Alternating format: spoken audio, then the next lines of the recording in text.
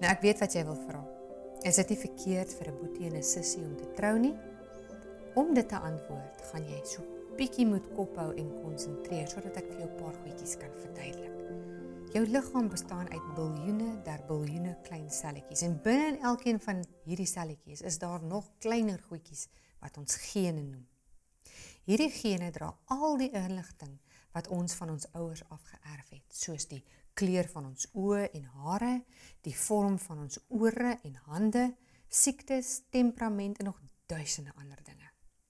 Met ander woorde, gene bevat die inligting vir die vorming en die funksionering van elke liewe deel van ons liggaam. Dit is amper soos ons sagte ware, en hierdie inligting gaan ook eendag aan jou kinders oorgedra word. Soos wat hierdie gene van een generasie na 'n volgende oorgedra word, glip daar soms foute in.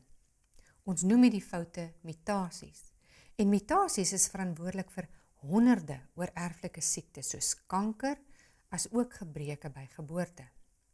Deur die jare het hierdie mutasies in elke nuwe generasie vermeerder. Tesame met die feit dat ons al die mutasies van al die vorige generasies geërf het, ontwikkel daar vandag nog steeds nuwe mutasies. Verskillende families het verskillende mutasies. Twee mense wat uit verskillende families kom, dra gewoonlik verskillende mutasies, mutante gene. En wanneer hulle met mekaar trou en kinders kry, dan sal die goeie gene, met ander woorde die gene wat nie 'n mutasie het nie, baas speel in hulle kinders.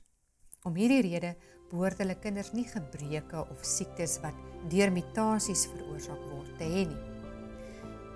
Wanneer 'n boetie en 'n sussie egter met mekaar sou trou en kinders kry, is daar 'n baie groter kans vir gebreke en mutasiesiektes in hulle kinders.